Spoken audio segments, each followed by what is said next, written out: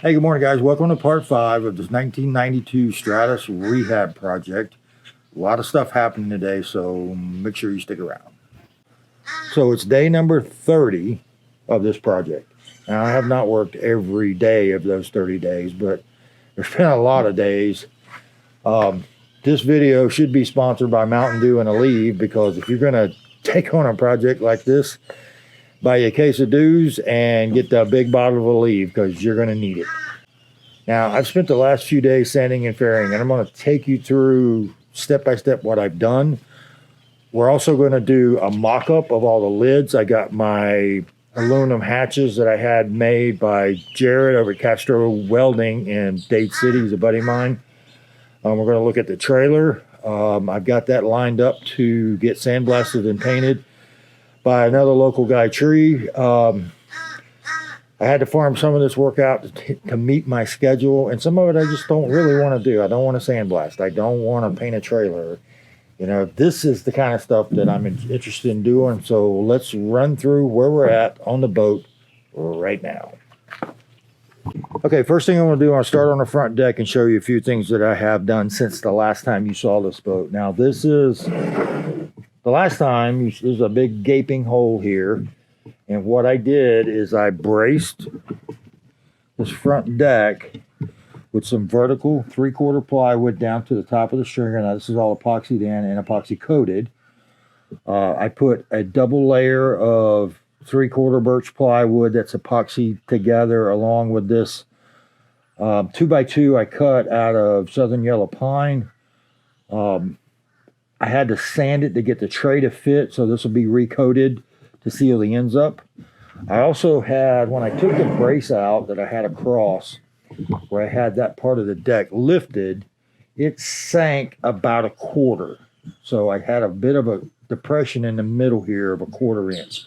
So what I did is I epoxied in some 1/4 inch, it's actually 5mm chunks of plywood. I put 3 of them in. I got one here, I've got one there, and I've got one there.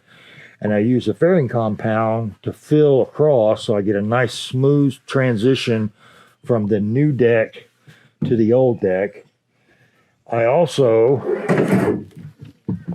have epoxied in the new casting deck extension, and I've started the fairing compound process to match these lid profiles close. I'm not going to get them perfect, but I'm getting real close to this looking great.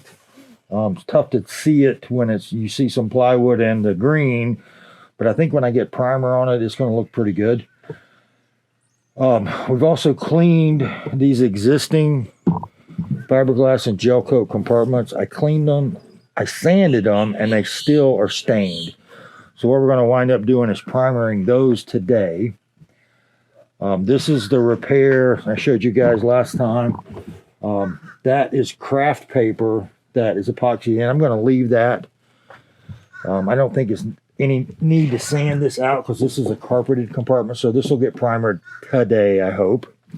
The other repair I made up here was this part of the deck. This part of the deck here was cracked and broken. So what I did is I cleaned the broken fiberglass, used a thickened epoxy, wrapped it in this craft paper, and then put my clamp on it. Now, the craft paper let me get my clamp back off. Otherwise, I would have epoxied my clamp in there. I will take some of this loose stuff off, but most of that is just going to get primered over because there's a cover that goes over this. It'll be out of sight anyway. I did a lot of sanding, so the whole exterior of the boat has been sanded with 80 grit. I used an Air DA sander. I'm probably going to do another video showing you guys some of the tools that I found that work the best for this. Some of them are designed to do this kind of stuff. Some of them I kind of improvised from other uses, but the boat is starting to come together. The other repair I made that I showed you guys a little bit of in the last video is this rear seat post mount. Now, you really couldn't see it because I had the bracing in and the clamps and everything were in it, but what I did was I took a cutoff wheel on my side grinder and I cut where this white epoxy line shows. It's just below the radius. This plywood was so badly delaminated in here that when I cut it, I just peeled it off. And then it left me with some flaky, crappy, rotted plywood that I scraped out, and then I used just a wire wheel on a drill to get everything else loose, because it is fiberglass underneath and it's part of the wet well. And I was able to save that and epoxied everything back in. I did put the 2 pieces of plywood in. I did have to use my hand planer.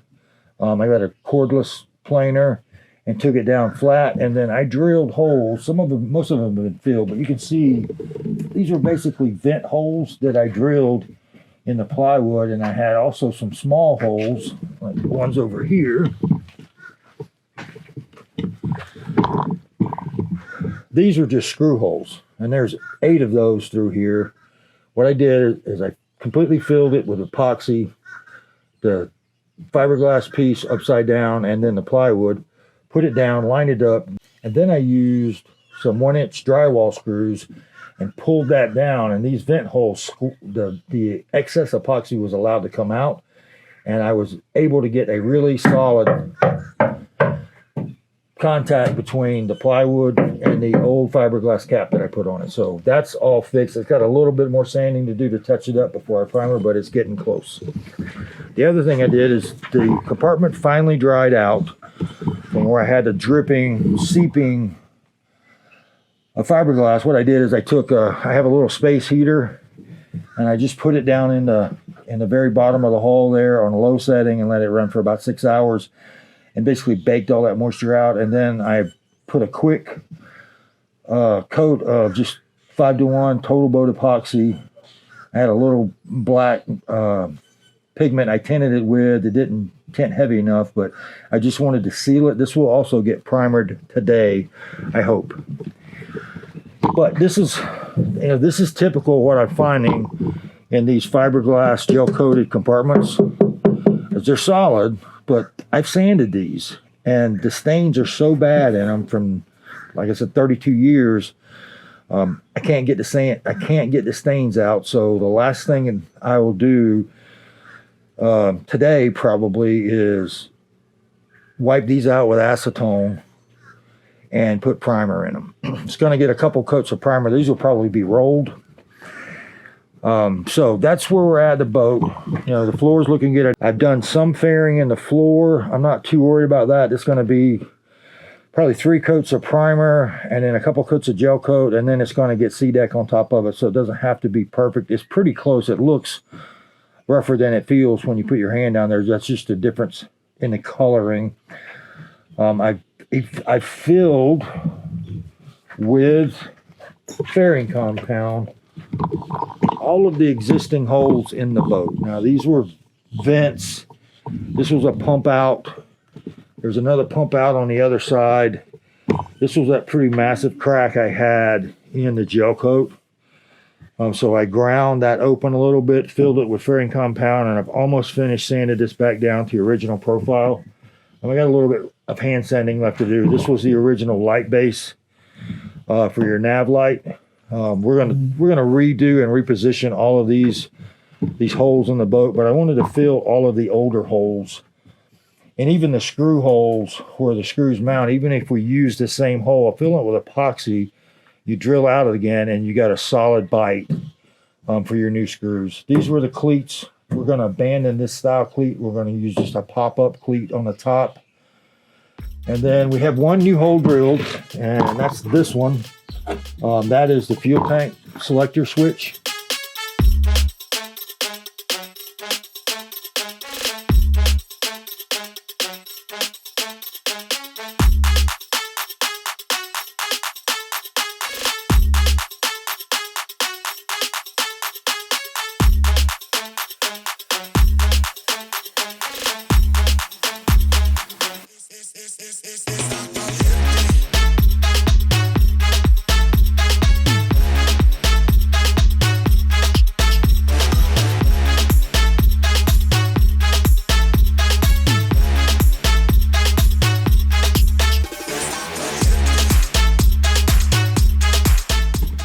Okay, so I got all the lids back in. I got the covers back on just to try to mock the boat out to make sure I don't have any major issues. And I found one, and I'll show you why I was looking for it and why I did this. When we rehabbed the Stratos in 2020, we went back with C-deck instead of carpet, and it is the best decision I've ever made. The only boat I own that has carpet in it is the Ranger, and it's too nice a carpet to rip out, but as soon as it starts to wear, it's gone too. But what you wind up with when you go from carpet to C-deck is gaps. Now, this one is probably the worst one on the boat, but it's the way we had to put it back together. This gap was nice and tight. Most of the gaps are okay. And a couple of the things that you got to look for when you're going with C-deck over carpet is all of your channels now are big time exposed. So on some of these, we wrapped them so it didn't look too bad. Some of them we just polished a white gel coat to get it pretty. But the two issues I've got over on the Stratos, I've got one of the issues over here is pretty major, and that's this rear battery compartment lid. You see that gap? That would have been carpet, hinge, and then carpet. And I have to space it back to here because if I don't, if I go up tight, then I have a huge gap going into the compartment right here. This style, it doesn't have a water lip on it. So I'm going to have to figure something out. Either I'm going to have to space it back away and fill here and then adjust these side compartments a little bit so the gap's not so big, which I think is the easiest fix, is to actually space out maybe a 1/4 of an inch here with a 1/4 inch or 5 mil plywood and epoxy and then fairing compound. And then I've got another situation up in the front, same thing, is that this gap here, when I get these lids properly centered, is huge. And the hinge will be on this side for this compartment, but this compartment hinges this way. And if I slide it back tight, I'll wind up with a huge gap there. So what I'm probably going to do is put 5 mil here, epoxied in, same in the back compartment, and then everything is going to look good. The other thing I have to do is we have the seats already. I bought Ranger style seats, and the mounting holes for the Ranger style seats are here, here, here, and in this hole. Now this is a hand hole for accessing the fuel sending units, because I've got dual tanks that go in here, and this hole is huge. It doesn't need to be that big. So what I'm going to do is I'm going to close this hole up to this mark, and the same on the other side, and epoxy that in. Also, this seat bottom is a little flimsy. I'm probably going to beat this up with another sheet of 1/2 inch epoxied in. I'm going to raise the seat about a half, but that's not going to hurt anything. But other than that, boat looks awesome. It's starting to actually look like a boat now. You know, it's really starting to come together now. I know I said I was going to put 1708 on the front deck to strengthen it, but I don't think I need it now. You can bounce a basketball up there with no issues. It is rock solid. I mean, it is solid. I think the structural stuff is finally done. I've got a couple small holes to fill on the outside of the hull that I found on that side when I was sanding.